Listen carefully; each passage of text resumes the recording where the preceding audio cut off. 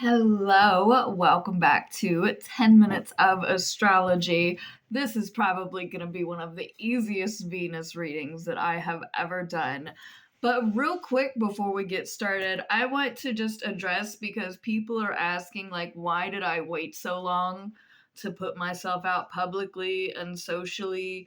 Like, if I'm this into this and I'm this good at this, why have I not put myself out there sooner?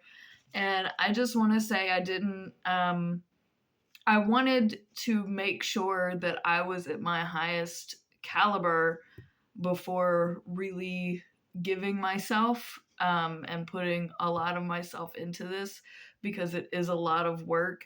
And especially for somebody starting out, it just makes it even harder. That's part of the reason why it took me a really long time. That too, I'm not a big social person. I'm more interested in intellectual stuff and reading and learning than I am dealing with people. So that's another reason. But yeah, I'm going to go ahead and get started now. I just wanted to clear that up because I've been getting asked that a lot recently. Why I haven't just been online. That's why. So Venus in Leo, this enters approximately June 13th, 2026. By the way, check my housekeeping in the comments if you need more information about me or what it is that we're doing here. And let's start with what Venus is, which is relationships and love. It is a very complex planet. I know that those are really basic keywords, but there's a lot more to it than that. But let's not dwell on what Venus is. Let's talk about Leo, which is where it is at this time. Leo is center of the tension, not the selfish sign of the zodiac, but it is very luxurious. It likes, you think of Leo and it's their big luxurious mane, and they just take care of themselves, and they're passionate, and they're courageous, and they have a lot of pride. So when Venus is here in this sign, it is a much more giving place.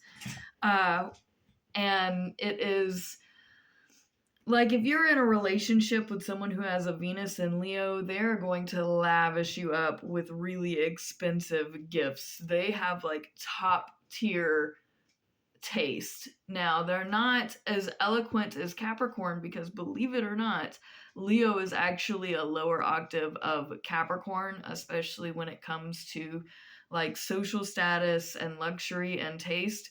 This is like the old money, new money. So Capricorn would be old money and Leo would be new money. So that's Venus in Leo is very extravagant, giving a really big heart, especially for the family, do absolutely anything for you, would go into debt for you, would give the last little bit of everything for you. And, they expect the same amount of loyalty in return, though. They expect to be praised and thanked to the heavens what they've done for you. But we first have a sextile. We're going to get into the aspects to the other planets now. We first have a sextile to Uranus in Gemini at 2 degrees. This is positive for your creativity, your back and forth, what you're planning on doing. So I know it seems a little far off, but if you are thinking about getting people certain gifts, either for their birthday or for any sort of holiday, if there's something that you want to get for someone, I know it might feel like an impulse buy, but I want you to go ahead and do that shopping in advance during this time because that's when you're going to be most creative. That's when you're going to really think about these people and to be able to figure out what you're going to do for them and when you're going to do it and plan it out a little bit and either really surprise them or even surprise yourself. This might feel like impulse purchasing and impulse shopping, and that's the vibe that I'm getting here. We have a trine then to Neptune in Aries at 4 degrees. So this is really good. We feel spiritually compelled and we have a lot of energy, and it's good for our hearts and it's good for our souls. And we've just got movement and vibe. And this is really positive energy. We have a opposition then to Pluto in Aquarius at 5 degrees. Now, these can either go one of two ways. There's no real gray area when it comes to oppositions, and it is the most felt, uh, I would say, in any aspect. So, this is either going to pull you in two different directions with how you're transforming, especially with your friend groups and your relationships and how much you put into them, or it's going to bring you closer together. So, this is a great time to like have a weekend with your best friends, or to, because this is over the span of like a week, so it may be you're going out and getting your nails done. This is just really good vibes to hang out with your group of people, do what makes you happy and what you have fun doing. Anything that you need to get done with your friends, with your family. This is group projects. This is creativity. This is good for the soul. So this is a great time to align those things and make plans with the people you care about to have, and do something fun and out of the box and creative and different and extravagant. Just go all out, have a blast. We have Chiron then going into Taurus.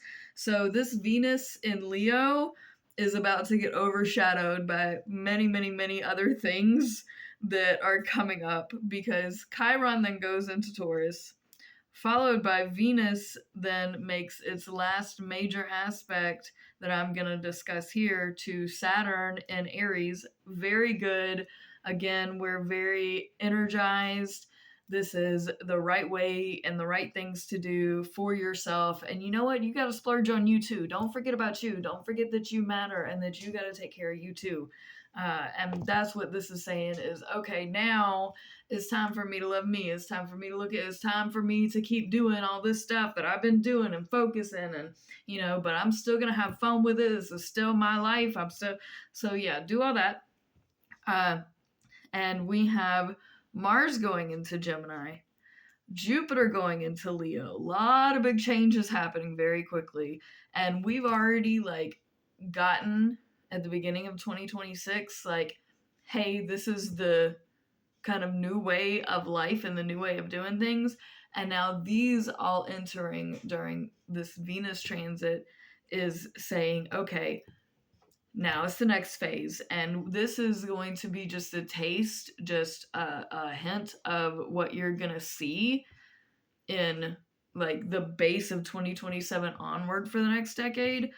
So this is a time to really pay attention to. It's going to be really hard again because things are going to hang out at 0 degrees for a minute and then go back over it, because we've got a lot of bouncing back and forth between the signs. The bigger planets, the planets further away from us, like Pluto and Neptune, have already done their teeter-totter dances and are in where they're going to be. And now it's time for these planets that are closer to us to start doing their dances. So we got our little breath. We went above water and breathed. So we're going back down now. Okay? We weren't gonna stay up there forever. I'm sorry. But yeah, then Jupiter makes a square to Chiron, which it's been squaring, but now it's squaring at 0 degrees. Mars conjuncts Uranus at 3 degrees, and Pluto sextiles Neptune at 4 degrees. Venus goes into Virgo approximately July 10th, 2026.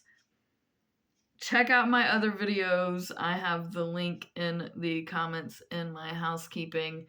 I should be... I didn't say this here, and I didn't say this first here. I should be selling some really new, cool, different things on my eBay shop, probably starting in March. I haven't worked out all of the intricacies yet. And I am currently looking for a book publisher. I am not going to publish on Amazon as I first thought, because I am so trying to boycott them in every way that I can. So I've got to find a book publisher. If you know anyone who would be interested in picking up a horror short story series, hit me up. It is a very dark minded book. So thank you so much for watching and for staying for my little update. Peace out, fam. Much love. Best of luck to you.